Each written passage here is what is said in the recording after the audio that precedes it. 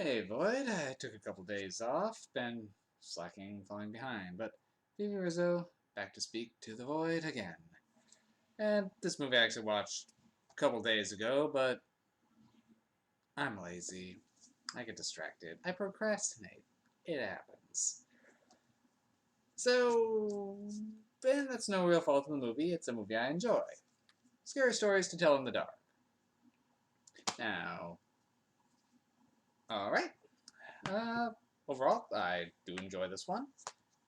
Baffles me for some decisions here or there, and the marketing 50-50 on how it's portraying it, but overall, pretty entertaining. It's a good gateway horror film, I'd say. It's for a PG-13 horror rating, it does pretty well, and it's what I'd recommend for people just starting to get into horror films, so particularly for a younger audience. Now, notably, this is based on the Scary Stories to Tell in the Dark book series, which I read a little of when I was younger. I was definitely familiar with the artwork, but I didn't actually own any of the books for it. I was more of a Scary Stories to Tell at sleepovers kind of guy. But overall, from what I do remember, they were definitely an entertaining series, and the artwork is, well, horrific. Now, I like that a lot of the designs in this do definitely do mirror some of the story artwork, so that helps it come alive. Now, they slapped Del Toro's name all over this, but he's not the director. He's one of the producers, and it's a screen story by Del Toro and someone else, two others. But also the screenplay is by someone else, so it seems like he just, from what I can tell, just wrote a couple ideas for the movie, and then like the general overall plot, and then had the actual screenwriters take over for it. So I don't know how much he could really be credited here, other than just trying to use him for name recognition. The film was actually directed by Andre Orvidal. I don't know if I'm saying that right. I apologize if I'm not. Who has directed a lot of films I do really enjoy, notably The Autopsy of Jane Doe and Troll Hunter. Really like both of those movies, so the direction of this movie is very solid. Now, story. Well, I expected this to be an anthology, but it wasn't.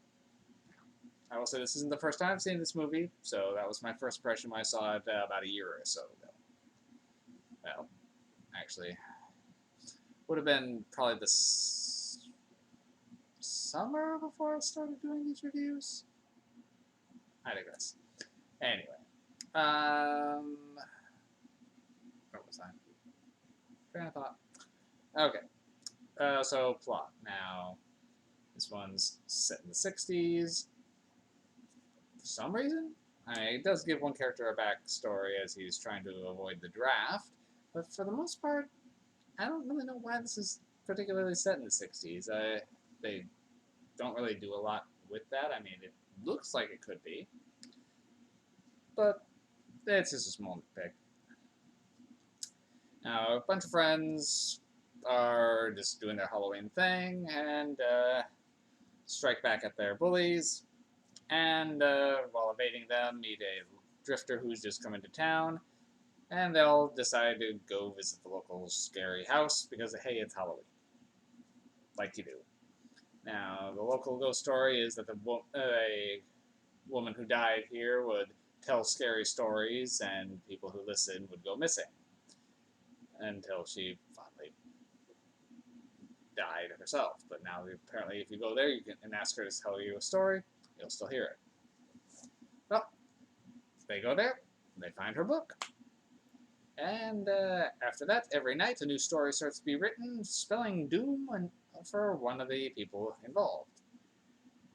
And so it sort of almost goes an anthology as there, as it's each of the stories is based on one of the stories from the series.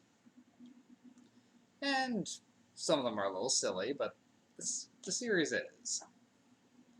But overall, some of them are definitely really creepy, particularly the Red Room series of events. That was kind of haunting. So overall, it's pretty chilling.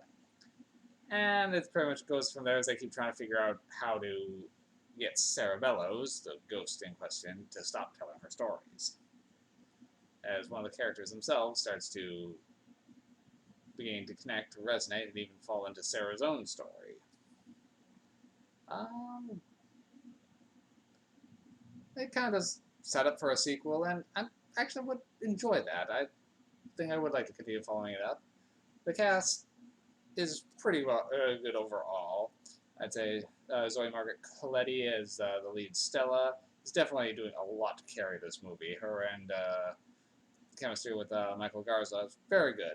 I'm not sure if he would be in the sequel since his character does kind of exit the scene, but I would like to see both of them back. And her two friends are kind of hit and miss. You can you can know people like this, but they are kind of annoying at times. But they don't really ruin the film. But they definitely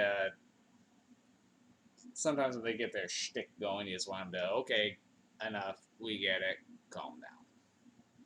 But overall, pretty good. I will say this kind of pushes PG-13 a little bit. There's a few things where you can tell where there would be blood, but there just isn't. So, yeah. I'm going to give this one a 6 MacGuffins. It's not great, but it is good. And it definitely works as a... It has a niche. That niche is definitely for bringing people into the horror genre. And I think it works very well there.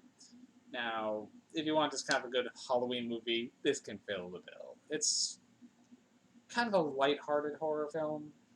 Just something about the atmosphere does just feel that way. But I don't really hold that against it. I think that comes to the chemistry of the characters. They get along well and they play off each other very well. So, yeah, 6 MacGuffins. I would dust this one off every once in a while. It's not Andre Orvill's best, but it's not bad either, and I would like to see a continuation. Alrighty. That's really all for this one. But, yeah. Get you guys later. Probably be throwing up a few series reviews I've been neglecting to get to, but we'll see when I get around to them. Get you guys later.